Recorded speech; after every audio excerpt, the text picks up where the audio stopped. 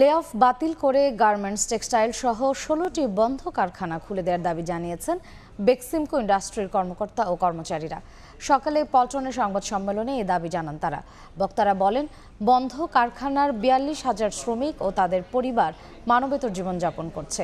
সরকারের সঙ্গে বিভিন্নভাবে আলোচনার পরও কোনো সহযোগিতা মিলছে না।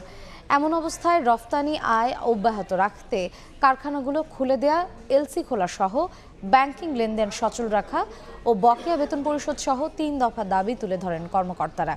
এ সময় অনিয়মকারীদের বিচারের দাবিও জানান তারা।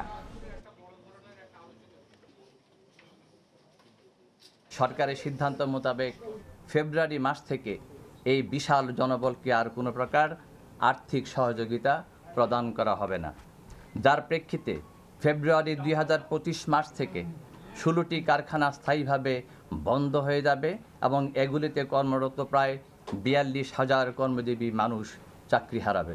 যেভাবে হোক ঋণ রিকভারি করার জন্য ঋণ পরিশোধের যত ব্যবস্থা আছে সবকিছু করুক সরকার, এতে আমাদের কোনো আপত্তি নাই।